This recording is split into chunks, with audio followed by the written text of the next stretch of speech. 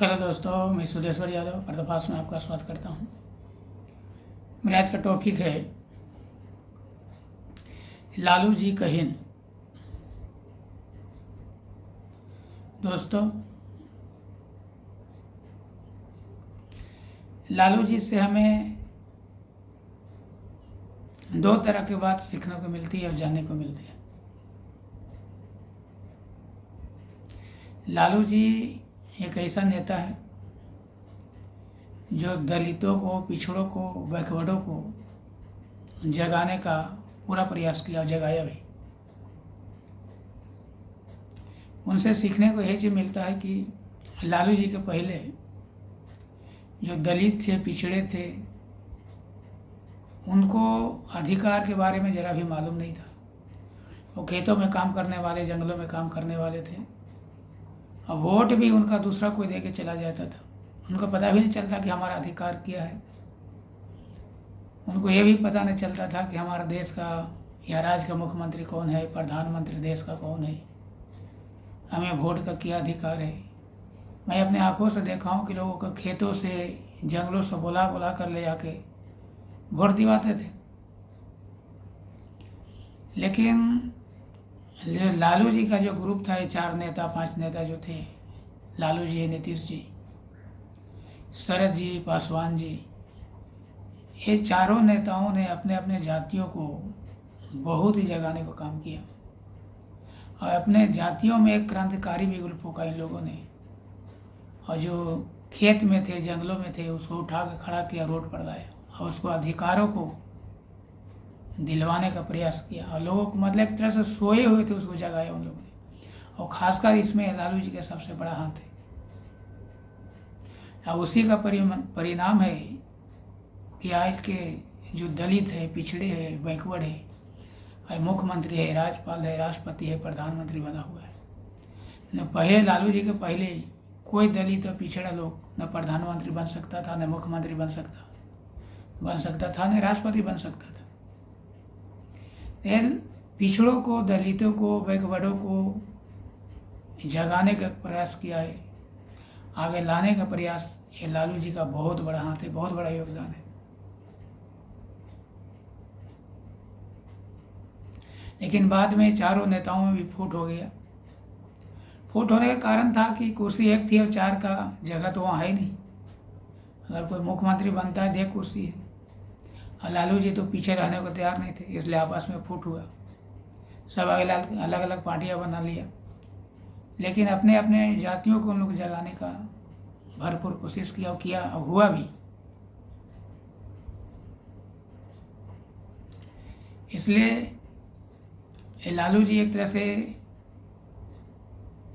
हम लालू जी की एक तरह से जो दलित है, पिछड़े, बैकवर्ड है, मतलब ऋणी है कि उन्होंने जो पिछड़े थे उन लोगों को जगाया, उसको अधिकार को बताया, अधिकार दिलाया और आज आपको सामने परिणाम है, रिजल्ट है। लेकिन मैं कहा कि अगर लालू जी, पिछले वीडियो में मैंने बोला था कि अगर ईमानदारी से काम करते हो तो शायद भारत के प्रधानमंत्री होते। लेकिन वो थोड़ा जनता के विश्वास पर खरा नहीं उतरे, वो घोटाले में, करप्शन में पकड़े गए। परिणाम है कि आए अभी तक वो जेल की हवा खा रहे। तो मीडिया जल्दी में लालू जी से पूछा या गठबंधन के बारे में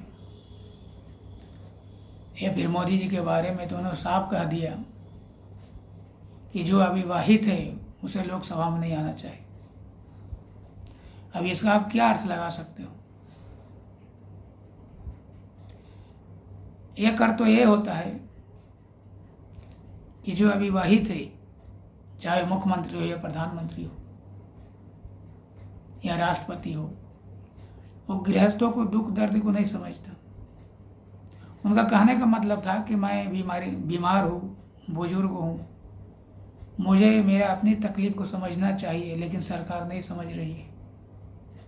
भले हम घोटाला कर दिया हो, लेकिन हम लाचार, मजबूर हो गए, उम्र हो गई है, हम बीमारी से ग्रस्त है, हमें माफ़ करना चाहिए। कहने का मतलब यही था।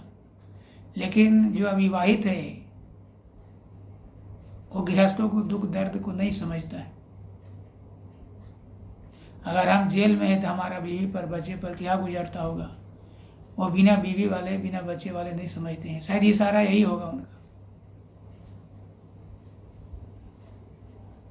लेकिन सच्चाई ये भी है कि बुरा कर्मों का बुरे परिणाम होता है और अच्छे कर्मों का परिणाम अच्छा ही होता है। अगर आप जेल में है, चाहे जहाँ भी है, जैसे भी हो, आपका कर्मों का ही परिणाम है वो।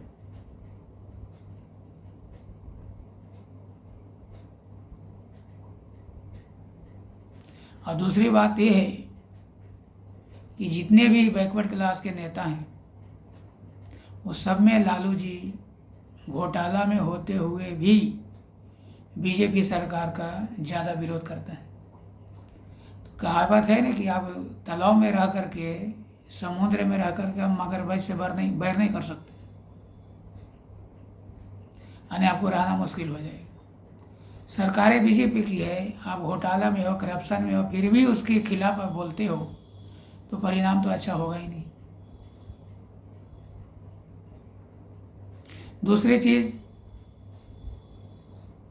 धर्म शास्त्रों में लिखा है कि देश का राजा कैसा होना चाहिए, देश का शासक कैसा होना चाहिए, जो महात्मा हो, विद्वान हो, परोपकारी हो, दयालु हो, प्रजा को ख्याल रखने वाला हो, जो ब्रह्मचारी हो। और सारे बातें ये किस में घटित होता है, जो अविवाहित हो, जो केवल देश सेवा में लगा हो, जो विद्वान हो। और ऐसे हमारा मोदी जी हैं, योगी जी हैं, ऐसे कितना है, परोपकारी है, विद्वान है, धर्मात्मा है, ब्रह्मचारी है। तो ऐसे शासकों के देश में जरूरत होती है। लेकिन ये लालू जी के बात उल्टा हो जाता है। ऐसे ऐसे नेता ही देश को सेवा कर सकता है। दूसरा, अगर हम कटाक्ष करना चाहे लालू जी पर, तो दूसरी बात है क्या आता है कि अगर आप अविवाहित हो, अकेला हो, तो आप कितना लूट सकोगे। आपके 8-10 बच्चे होते, ये जनता का पैसा है, जितना चाहो आप लूटो, बच्चे के ऊपर वायलेंस कर दो। अरे सरकार किसके पैसा से देश को विकास कर रहा है, नागरिक का ही तो पैसा है। सरकार कहीं से तो घर से उठा कर नहीं लाती है। तो कटाक्ष करने का मतलब ये कि लालू जी क्या किया है, अपने नाम पर तो घोटाला किया है। उनको सारे बच्चे के ऊपर करप्शन लगा हुआ है, मॉल ले लिया, जमीन ले लिया, कितना बिल्डिंग ले लिया, ये सब पैसा कहाँ से आया। तो ये बात अगर अब कटाक्ष करना चाहे तो ये भी बात आती है कि अविवाहित को आने से कोई फ़ायदा नहीं है। अब विवाह करते, बीवी होती, 8-10 बच्चे होते, तो आपको फ़ायदा था। जितना चाहे उतना आप लूट सकते थे, अपना घर भर सकते थे, अपने परिवार को विकास कर सकते थे। अकेला के आप क्या फ़ायदा, क्या कर सकते हो।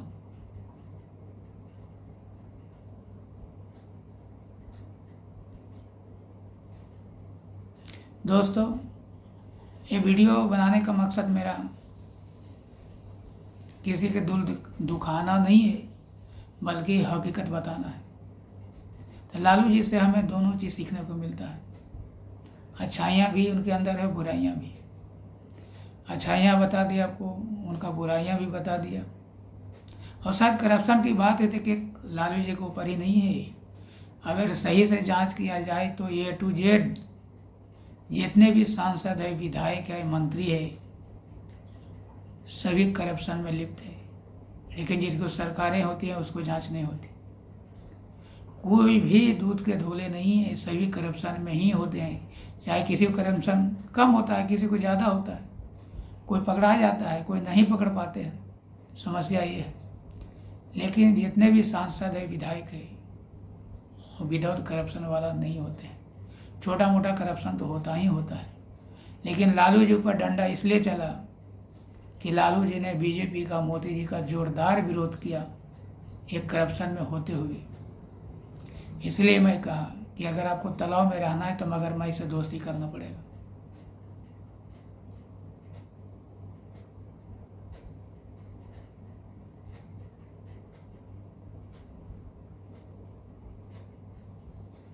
जो भी सरकारें आते हैं विपक्ष को जाए तो कराते ही हैं। ये सरकार जाएगी, दूसरा आएगी, बीजेपी के पोल खोलेगी, तो करप्शन में सभी लिप्त होते हैं, तो कोई पकड़ में आते हैं, कोई पकड़ में नहीं आते।